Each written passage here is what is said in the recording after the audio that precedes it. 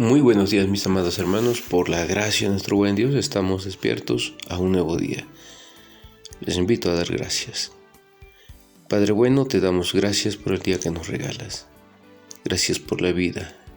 Gracias por una oportunidad para disfrutar, para glorificarte, para honrarte.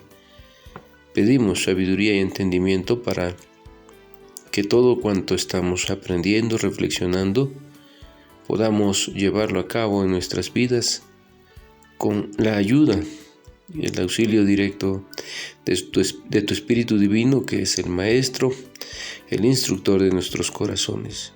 Que podamos ser sensibles a esta voz, desterrando todo orgullo, toda soberbia, de tal manera que con humildad podamos conducirnos y ser moldeados por tu palabra bendita.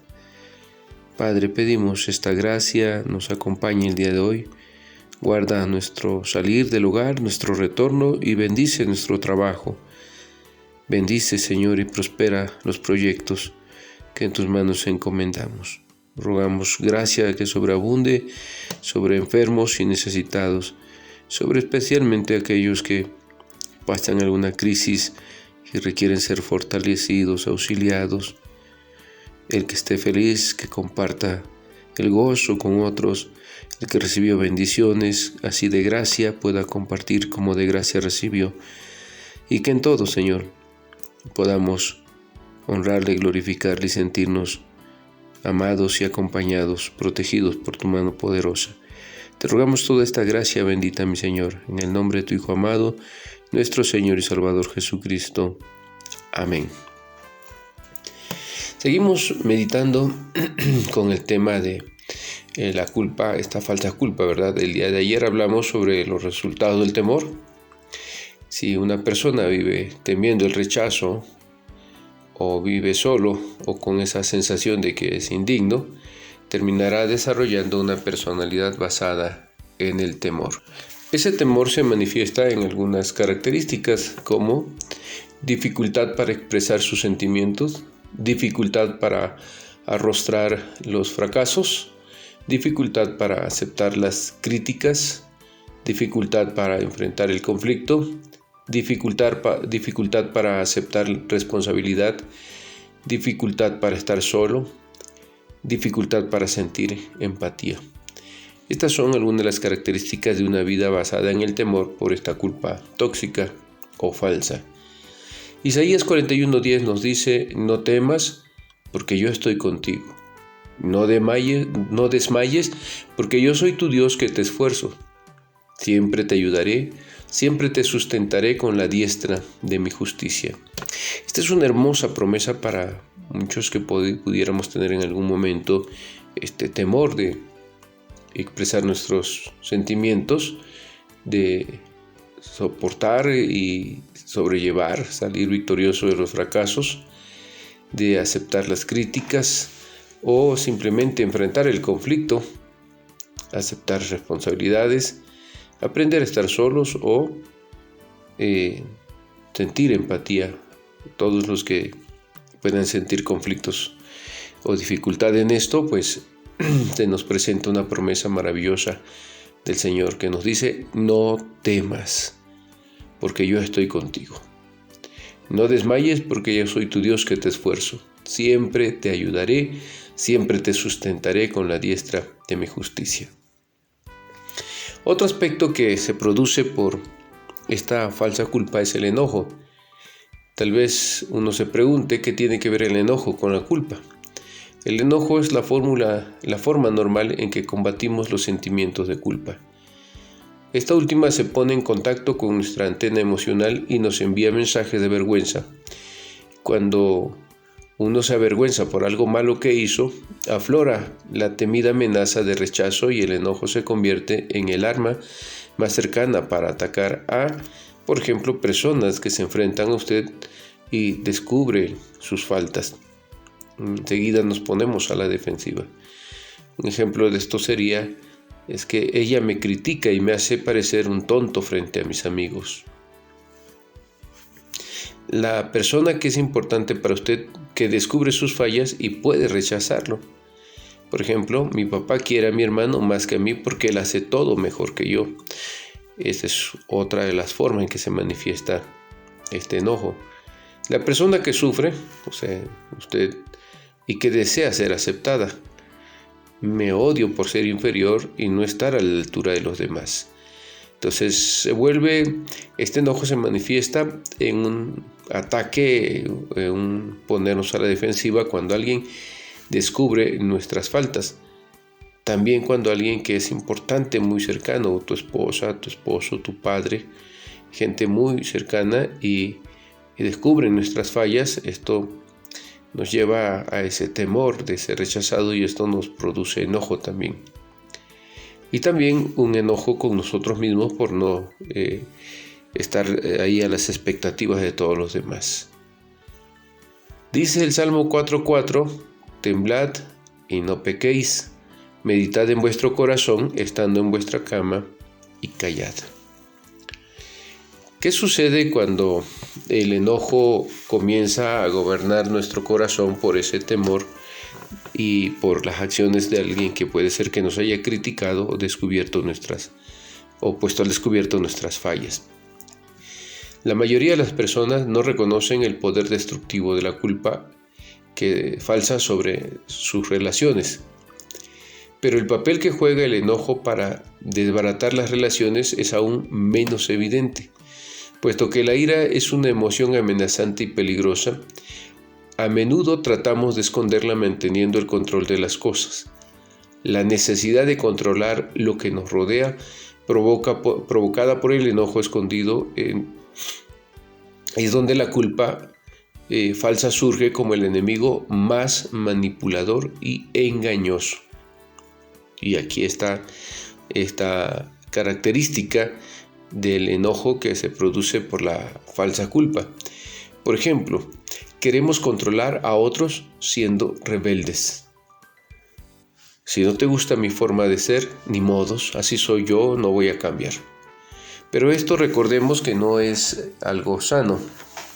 Las personas que así actúan están revelando un temor de su corazón basado en una falsa culpa. Entonces dicen algo así: si no te gusta mi forma de ser, ni modos. También queremos controlar atacando al otro. Un ejemplo de esto sería: tú dijiste que soy deshonesto y es que siempre me criticas. Esta palabra siempre ya lleva la carga del enojo y de juicio hacia otra persona. Por ejemplo, también cuando queremos controlar culpando a otros. Ejemplo sería: no pude terminar mi tarea porque tuve que ayudar a otro.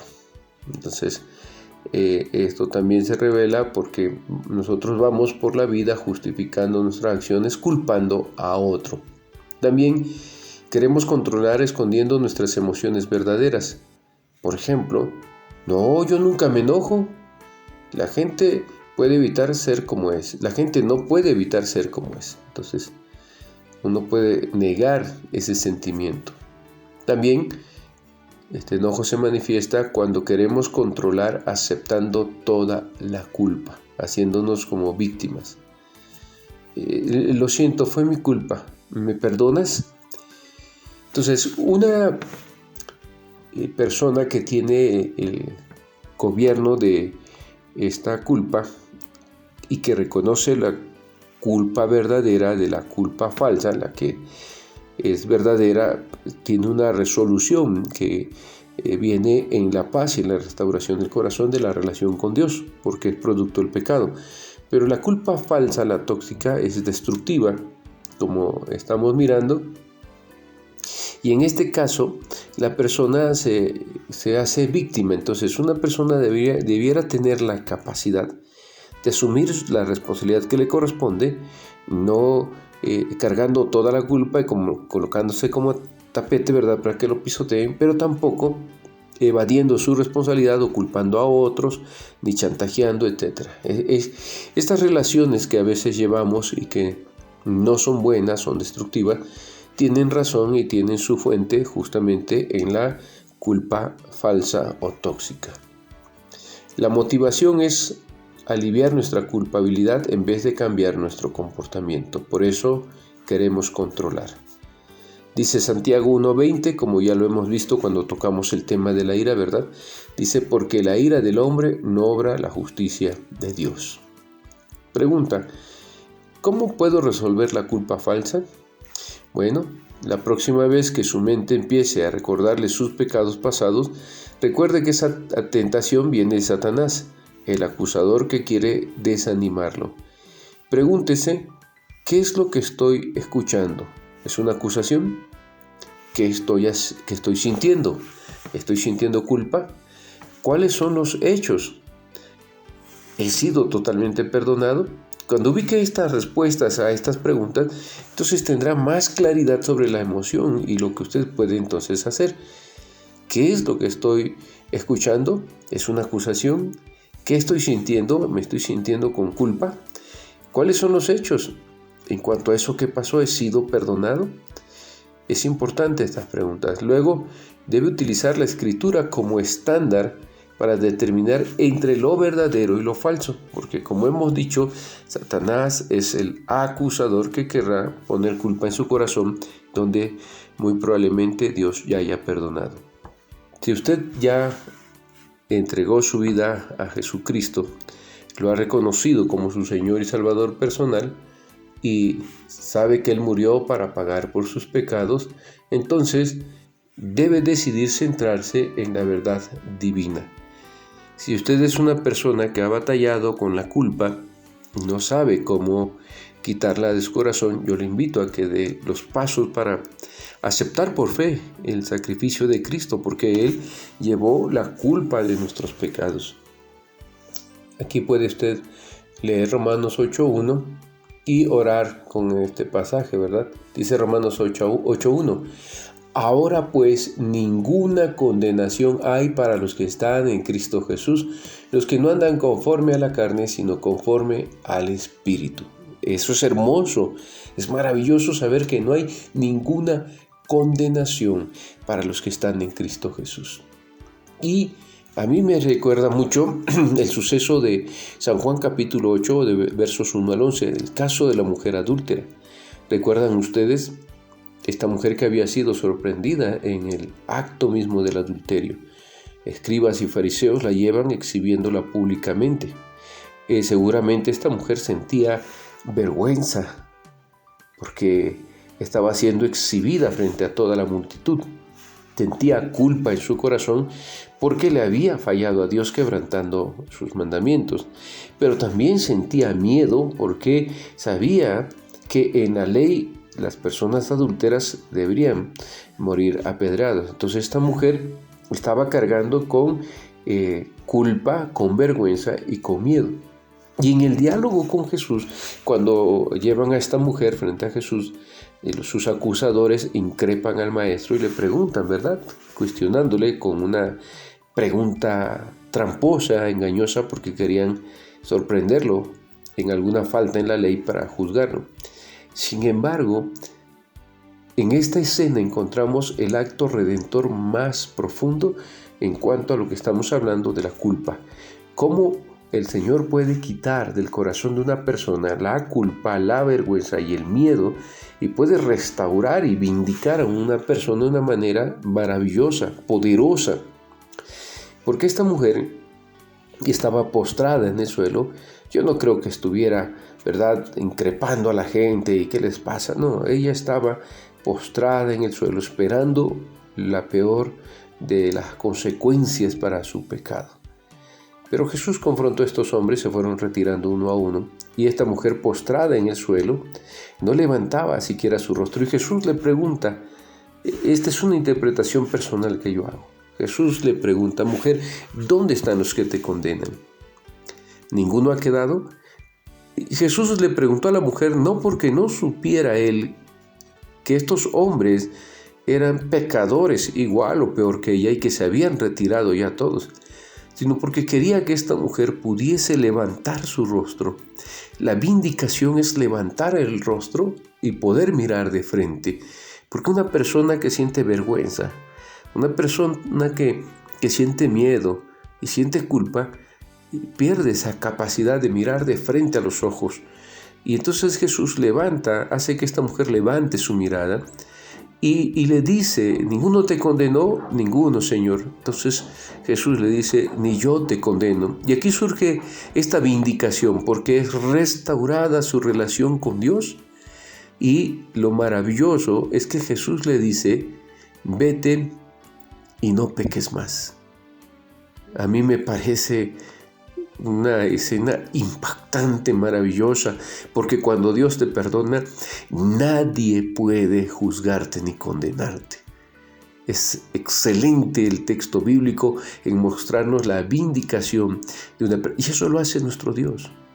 Él restaura, y cuando Él perdona nuestras faltas, quita nuestra culpa y aleja todo temor, entonces podemos mirar de frente.